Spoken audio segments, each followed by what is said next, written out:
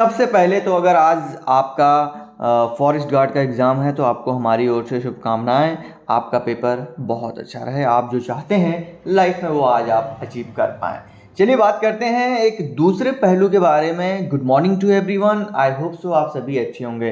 One आरक्षी भर्ती की परीक्षा से मेन ठीक समय पहले नकल रैकेट का पर्दाफाश किया गया। 624 केंद्रों पर आज होनी है परीक्षा। 2 लोगों को गिरफ्तार किया है और 3 अभ्यर्थियों का नाम भी इसमें सामने है। और सबसे बड़ी बात, आयोग को इसकी जानकारी तक नहीं है, तो ये बड़ी बात है। कल ब्रेकिंग हमने आपको सबसे पहले 9:30 बजे के आसपास, if I am not mistaken, दी थी कि जो है 2 अभ्यर्थी नकल में उनका नाम आया हुआ है, यानी कि जो फॉरेस्ट गार्ड की तो यहाँ पर आप जो सबसे बड़ी बात है वो है GS रावत। आयोग को जानकारी तक नहीं है इसकी। आप देख सकते हैं आयोग को पुलिस कार्रवाई के बारे में कोई जानकारी नहीं है।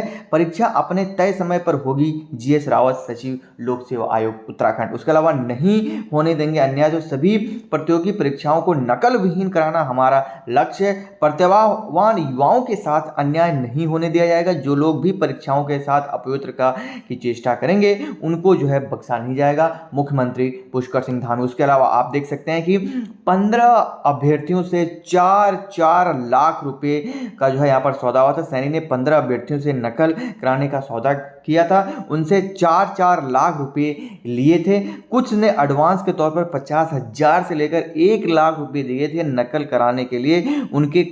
उसने कुछ ब्लूटूथ डिवाइस भी मंगवाई थी, इन्हें भी जो है STF ने बरामद कर लिया। उसके अलावा रचित पर था पेपर लीक का जिम्मा। तो आप देख सकते हैं कि मुकेश सैनी और रचित पंडित, जो कि एक प्रोफेसर भी रह चुके हैं, 2020 में भी वन आरक्षी भर्ती परीक्षा में नकल करा चुके हैं। तो आप देख सकते हैं कि किस तरह से अगर सही समय पर उत्तराखंड शासन ने डिसीजन ले लिया होता तो इससे पहले की जो याद हो आपको 2020 की जो ये परीक्षा थी वन आरक्षी की, उसमें भी ब्लूटूथ का ही मामला था और उसका कोर्ट केस आज तक चल रहा है। और उस कोर्ट केस में बाहर के जो अभ्यर्थी थे, यानी कि जो अभ्यर्थी और जिन्होंने केस किया था, दोनों के बीच सुलह होने के कारण वो मामला पहले ही कोर्ट में निपट जा चुका था। बाकी उन आरोपियों को बाकायदा आयोग ने ज्वाइनिंग भी देने का मन बना लिया था, लेकिन विरोध के बाद जो है वो डिसीजन वापस ले लिया गया। तो आप देख सकते हैं STF ने वन आरक्षी भर्ती परीक्षा में नकल कराने वाले रैकेट का पर्दाफाश कर कोचिंग सेंटर संचालक और निजी कॉलेज के सहायक प्रोफेसर को गिरफ्तार कर लिया है। परीक्षा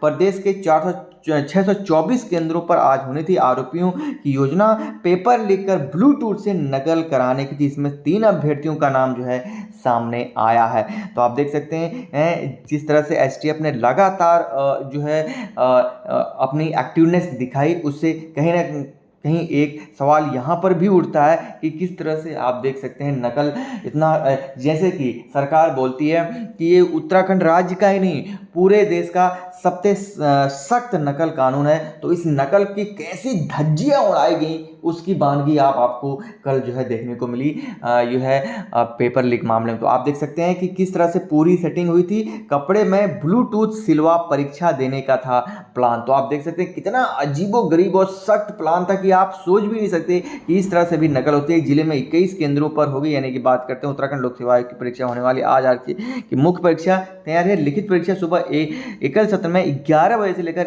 1 बजे के बीच में होनी थी। तो आप देख सकते हैं देहरादून में जो है 21 यहाँ पर जो है सेंटर बनाए गए। 15 अभ्यर्थियों को दे दी ब्लूटूथ डिवाइस। परीक्षा केंद्र तक इन्हें कैसे ले जाना था यह जांच का विषय बना हुआ है। ठीक है, आप देख सकते हैं किस तरह से यहाँ पर नकल माफिया मुकेश सैनी ने बेहद सातिराना ढंग से नकल कराने का षड्यंत्र रचा था। उसने बेहद छोटी ब्लूटूथ डिवाइस ऑनलाइन मंगाई थी। ये इतनी छोटी है कि कपड़ों में सिलवाया जा सकता है। कान में लगाने वाले रिसीवर भी इतने छोटे होते हैं कि आसानी से पकड़ा नहीं जा सकता। इससे केवल एक तरफ की बातचीत ही सुनाई जा सकती है। हालांकि परीक्षा केंद्रों तक इसे कैसे ले जाना था यह भी एक जांच का विषय बना हुआ। अब तक आप देख सकते हैं 15 अभ्यर्थियों को ब्लूटूथ डिवाइस जो है मुहैया कराई जा चुकी थी और उसके अलावा 15 अभ्यर्थियों को जो है पूरी सेटिंग हो गई थी। लगभग 4-4 लाख रुपए में ये पूरी बात हुई थी। एसटीएफ को जो ब्लूटूथ डिवाइस मिली है वो इतनी छोटी है कि आसानी से कमीज के कॉलर या कप में सिलवाई जा सकती है। इसमें मेटल नहीं होता है, ऐसे में मेटल डिटेक्टर से पकड़ी नहीं जा सकती है। इस डिवाइस के साथ एक ईयर रिसीवर भी होता है। यह भी इतना छोटा होता है कि कान में लगाने के बाद आसानी से नहीं दिखता है। फिलहाल एसटीएफ को एक ही डिवाइस मिली है। बताया जा रहा है कि बाकी डिवाइस उसने अन्य अभ्यर्थियों को दे दी थी। इन अभ्यर्थियों की तलाश जारी है। तो आप देख सकते हैं कि आज जो है 9 अप्रैल को उत्तराखंड फॉरेस्ट गार्ड का एग्जाम होने वाला है। 15 अभ्यर्थी जो कि इस नकल मामले में शामिल होंगे आज देने वाले पेपर में होंगे, लेकिन उनका अभी तक कोई पता नहीं है। एसटीएफ लगातार खोज जारी कर रही है। तो सोचिए किस स्तर पे ये चीज़ें हुई हैं। इसका मतलब नकल करा रहे हैं तो स्वाभाविक सी बात कहीं ना कहीं कुछ न कुछ तो गड़बड़ है। तो उसके अलावा आप देख सकते हैं 2020 में भी मुकदमे में आपसी समझौते से बच निकले थे।